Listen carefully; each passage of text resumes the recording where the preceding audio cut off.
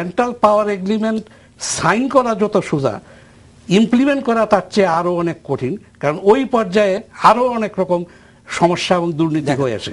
তো এই সব কারণে আমাদের চিন্তা করা উচিত ছিল যে রেন্টাল পাওয়ার প্ল্যান্টের আমাদের কোনো বিকল্প আছে কিনা। আচ্ছা, তো আমি মনে করি যে রেন্টাল পাওয়ার প্ল্যান্টের আমাদের খুব সোজা বিকল্প ছিল। সেই সোজা বিকল্প হলো যেটা সাবেক সরকার আমলে তাদের একটা বড় ব্যর্থতা ছিল যে তারা আপনার গ্যাস দিতে পারে না, বিদ্যুৎ কেন্দ্র স্থাপন করতে পারেন নাই। কিন্তু সেই জন্য তারা যেটা করেছিলেন সেটা হলো যে ক্যাপটিভ পাওয়ার প্ল্যান্টের ব্যাপারে অত্যন্ত উদার ছিলেন, এবং তত্ত্বাবধায়ক সরকারের আমলেও ওই সময়ে কিন্তু প্রায় 1000 মেগাওয়াট ক্যাপটিভ পাওয়ার উৎপাদিত হচ্ছে বাংলাদেশে, যেটা আমরা জাতীয় যে উৎপাদনের ফিগার বলি তার সাথে যুক্ত হয় না।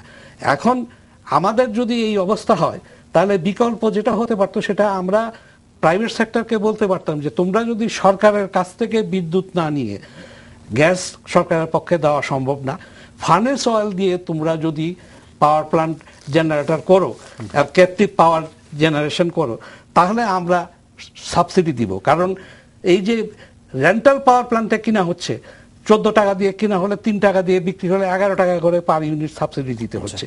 সেই সাবসিডি যদি দেশীয় উদ্যোক্তাদের দেওয়া হতো, তাহলে একটা ভালো বিকল্প হতে পারতো। অথবা যেটা আমরা পরিকল্পনা করছি তার কিছুটা আপনার রেন্টাল পাওয়ার প্ল্যান্ট এবং কিছুটা দেশীয় উদ্যোক্তাদের দেওয়া যেতে পারতো। কিন্তু এটা না করে আমরা দেশীয় উদ্যোক্তাদেরকে একদম রুল আউট করে দিয়েছি, করে আমরা শুধু রেন্টাল পাওয়ার প্ল্যান্টের পেছনে দৌড়াচ্ছি, যেখানে কোনো টেন্ডার ডাকা হচ্ছে না, কোনো স্বচ্ছ প্রক্রিয়া হচ্ছে না, আপনার আলাপ আলোচনার মাধ্যমে হচ্ছে। জনাব আজিজ খান, আপনি তো একজন উদ্যোক্তা, আপনার অভিজ্ঞতার কথা আমরা শুনতে চাই। It's very difficult and embarrassing স্যারের বিপরীতে বসে, স্যারের আই রেসপেক্ট হিম এ লট, কিন্তু স্যার কিছু মানে রিসেন্ট ডেভেলপমেন্টস হয়তো পুরোপুরি আসছে না এখানে। এক নম্বর হলো যে আমাদের বর্তমান কিন্তু গ্যাস ভিত্তিক কোনো রেন্টাল পাওয়ার দেওয়া হচ্ছে না। গ্যাসের অভাবের জন্যই হয়তো কিছুটা কিউমুলেটিভ এফেক্ট হিসেবে বর্তমান প্রবলেমটা এখন বেশিরভাগই দেওয়া হচ্ছে ফার্নেস অয়েল ভিত্তিক, স্যার যেটা বলছেন। এবং রিসেন্টলি প্রথমে শুরু করেছিল সরকার যে খালি বিদেশিদেরকে দিবে, মানে যেটা আনসলিসিটেড কিংবা টেন্ডারিং প্রসেসের মাধ্যমে না, সেখান থেকে স্যার যেটা বলছেন সেটাও হচ্ছে, এখন কিছু লোকাল উদ্যোক্তাদেরকেও দেওয়া হচ্ছে। তারপরে আরেকটা পাকিস্তানের সাথে স্যার যেটা বললেন যে পাকিস্তানের লেটার অফ ক্রেডিট দিতে হয়। পাকিস্তান আসলে the state itself has almost become ব্যাংকরাপ্ট including the utility, সেজন্য ওখানে কেউ বিশ্বাস করছে না পাকিস্তানের ইউটিলিটিকে, সেজন্য তাদের কাছ থেকে লেটার অফ ক্রেডিট চাচ্ছে। আমাদের এখানে কিন্তু উল্টা, আমরা এখানে বাংলাদেশ সরকারকে পারফরমেন্স গ্যারান্টি দিয়ে তারপরে বাংলাদেশের সবাইকে বিদ্যুৎ বিক্রি করতে হচ্ছে। এই কয়টা বলার পরে আমি একটু অন্যদিকে যেতে চাই। স্যার বলছিলেন, আপনিও বোধহয় শুরু করেছিলেন যে আমাদের কি করা উচিত, সেদিকে যাওয়াটা বোধহয় বেশি প্রয়োজন।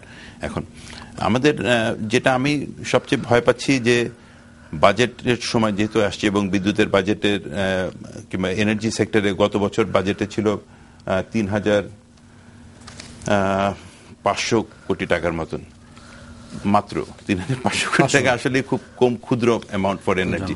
যেখানে আমরা বলছি বাংলাদেশ বর্তমান সরকার, আওয়ামী লীগ সরকার 3/4 মেজরিটি নিয়ে আসছে, তাদের কিন্তু ইলেকশন ম্যানিফেস্টো তো স্যার যেটাও বলেছেন যে ইলেকশন ম্যানিফেস্টোতে এবার এটা আছে যে এনার্জি ডেফিসিয়েন্সিও ওনারা সলভ করবেন। তো কাজে they have the mandate, they have the authority to do it. তারপরেও দেখা যাচ্ছে যে মাত্র 3500 কোটি টাকা, এটা গত বছরের। সেই 3500 কোটি টাকা আমার জানা মতে মাত্র 50% ব্যবহার করতে পারছে। So this is wire the failure is. এখন যদি 1700 কোটি টাকা আমরা খরচ করি অ্যানুয়াল ডেভেলপমেন্ট প্রোগ্রামে সরকারের তরফ থেকে, ওইদিকে প্রাইভেট সেক্টরকে ওরকম ভাবে এখন পর্যন্ত আনতে পারেনি। আমি আশা করবো যে আগামীতে পাবলিক প্রাইভেট পার্টনারশিপের কথা বলা হচ্ছিল, তারপরে অনেকগুলো টেন্ডার করা হয়েছে, অবশ্য প্রায় 2000 মেগাওয়াটের মতন বর্তমানে টেন্ডারে আছে, সেগুলো সরকার খুব দ্রুত সিদ্ধান্ত নিতে পারবে এবং সেই সিদ্ধান্ত বাস্তবায়ন করে বিদ্যুৎ আনতে পারবে। আচ্ছা, কিন্তু স্যার উনি যেটা ওই কুইক ফিক্স হিসেবে রেন্টাল পাওয়ার প্ল্যান্টের কথা বললেন, এটা ছাড়া এবং কিছু ডিসএগ্রিমেন্টও না আছে, এবং আপনি যেটা বলেন যেখানে আপনার কনসার্নগুলো আছে সেখানে দেশীয় উদ্যোক্তারা কিছু সুযোগ পাচ্ছে এবং এটা গ্যাস বেসড হচ্ছে না। দেশীয় উদ্যোক্তাদের প্রশ্নে আমার কিছু বক্তব্য আছে। আমি দেশীয় উদ্যোক্তাদের পার্টিসিপেশনে শুধু বলছি না, আমি যেটা বলছি একটা হলো সাবসিডি দেওয়া, আর একটা হলো আপনার কন্ট্রাক্ট করে কারো কাছ থেকে কেনা। কন্ট্রাক্ট থেকে কেনার মধ্যে তখন টেন্ডারের স্বচ্ছতার প্রশ্ন উঠে। আপনি যখন সাবসিডি দেন তখন কিন্তু ওই স্বচ্ছতার প্রশ্ন, ট্রান্সপারেন্সির প্রশ্ন ওঠে না।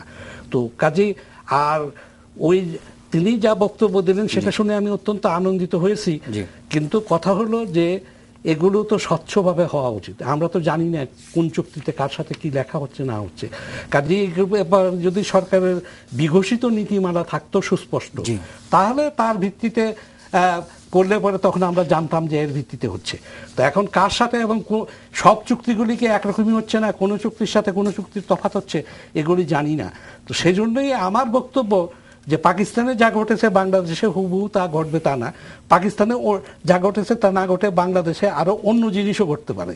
কিন্তু এই চুক্তিগুলির যে কাঠামো এবং তার শর্তাবলী আছে, এগুলো কিন্তু আমাদের জানা নেই, কারণ এগুলো জনসাধারণের সাথে শেয়ার করা হচ্ছে। কিন্তু আপনার কি মনে হয় যে যেই পথে সরকার হাঁটছে এবং যে পরিকল্পনা নিয়ে আগাচ্ছে তাতে সমস্যা তো এখন একদম অ্যাগ্রেভেটেড, একদম ডেটোরেটেড সিচুয়েশন, খুবই খারাপ।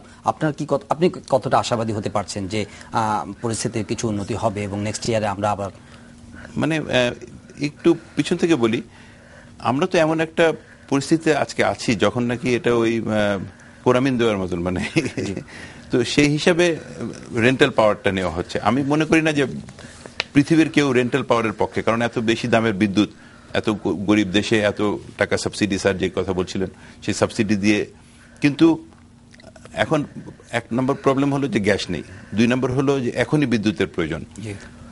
সেটার বিপরীতে যদি সাবসিডি দিতে চায়, স্যার যে কথা বলছেন যে প্রাইভেট সেক্টরকে সাবসিডি দিয়ে দেওয়া যেতে পারে, সেটাও কিন্তু কোনো নীতি নাই বাংলাদেশে, কোনো পলিসি নাই যেখানে আপনি একটা প্রাইভেট সেক্টর জেনারেট করছে তাকে, তাহলে পরে আপনাকে একটা ল বানাতে হবে কিংবা একটা পলিসি তৈরি করতে হবে। এই পলিসি তৈরি করতে কতদিন সময় লাগবে? আজকে আমরা দেখছি বছরের পর বছর চলে যাচ্ছে, যে পলিসি আছে, private sector power generation policy আছে, পাওয়ার সিস্টেম মাস্টার প্ল্যান আছে, সেখানে আমরা ইমপ্লিমেন্ট করতে পারছি না। সেখানে দেখা যায় 6টা স্টেপস আছে, যেমন বাংলাদেশ পাওয়ার ডেভেলপমেন্ট বোর্ডের টেন্ডারিং কমিটি আছে, তারপরে বাংলাদেশ পাওয়ার ডেভেলপমেন্ট বোর্ডের বোর্ড অফ ডাইরেক্টরস আছেন, তারপরে ministry of energy and mineral resources আছে, তারপরে ক্যাবিনেট পারচেজ কমিটি আছে, তারপরে মাননীয় প্রধানমন্ত্রীর দপ্তর আছে, তারপরে ministry of law and parliamentary affairs এর ভেটিং আছে। 6টা কমিটি, এক একটাতে যদি 10 জন করে থাকে তাহলে 60 জন লোকের একেবারে ইউনানিমাস অ্যাকসেপ্টেন্স প্রয়োজন হয়। কতদিন সময় লাগবে এটা? আমি দেখেছি এটা 1-1.5 বছরের আগে হয় না। 1-1.5 বছরের ভিতরে কেউ যদি এটা পছন্দ না করে 60 জনের ভিতরে, যেটা হতেই পারে, তাহলে আর সেটা আগায় না, সেটা বলে আবার নতুন করে আসেন। এভাবে তো আমরা আজকে এই পজিশনে এসেছি। স্যার বিজ্ঞ ব্যক্তি, উনি রিফর্ম কমিশনের চেয়ারম্যান ছিলেন। আমাদের এই যে প্রসেসটা, এই প্রসেসটা কি বাংলাদেশের জন্য উপযুক্ত নাকি? কারণ আজকে একটা প্রকিউরমেন্ট গাইডলাইন্স কিংবা প্রকিউরমেন্ট পলিসিতে মাত্র 50 কোটি টাকা without the approval of cabinet purchase committee কিনতে পারে একটা মন্ত্রণালয়। তার মানে বিদ্যুতের প্রত্যেকটা ক্রয় ক্যাবিনেট পারচেজ কমিটিতে যেতে হবে, প্রত্যেকটা ক্রয়। মানে একটা বিদ্যুৎ কেন্দ্র করতে আমাদের 3000-4000 কোটি টাকা লাগে। সরকারকে যে বিদ্যুৎ কিনতে হয় সেটা তারা 15,000-20,000 কোটি টাকার বিদ্যুৎ কিনে এক একটা কন্ট্রাক্টে, যদিও 15 বছর ধরে। কিন্তু এই যে 15 বছর ধরে এনিথিং, মানে একটা বিদ্যুৎ কেন্দ্র কোনো একটা জিনিস খারাপ হলে সেটা ঠিক করতে হলে পারে তাকে ক্যাবিনেট পারচেজ কমিটিতে যেতে হয়, যেটা আপনাকে বললাম যে 6টা স্টেপ পার হয়ে তাকে অ্যাপ্রুভাল পেতে হয়। How it is possible to operate A commercial very emergency situation? একটা বিদ্যুৎ কেন্দ্র বন্ধ হয়ে গেল, সেখানে একটা 100 কোটি টাকার যন্ত্রাংশ লাগবে, ক্যাবিনেট পারচেজ কমিটি হয়ে, মাননীয় প্রধানমন্ত্রীর দপ্তর হয়ে, ministry of law and parliamentary affairs এর ভেটিং হয়ে, তারপরে সে কন্ট্রাক্ট করতে পারবে, লেটার অফ ক্রেডিট ওপেন করতে পারবে। এটার থেকে তো বের হয়ে আসতে হবে। এটা থেকে যদি সময় উপযোগী আমরা লজ এন্ড পলিসিজ না করি, তাহলে আমরা বিদ্যুৎ কি অনেক কিছু থেকে দুনিয়া থেকে পিছিয়ে যাব। এখন চায়নাতে হচ্ছে না, চায়নাতে প্রত্যেক মাসে 450 মেগাওয়াট বিদ্যুৎ কেন্দ্র অ্যাড হচ্ছে। ইন্ডিয়াতে হচ্ছে না, ইন্ডিয়াতেও অ্যাড হচ্ছে।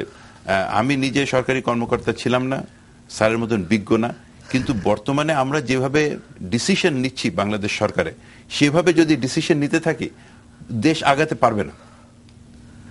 কাম্বারসাম এই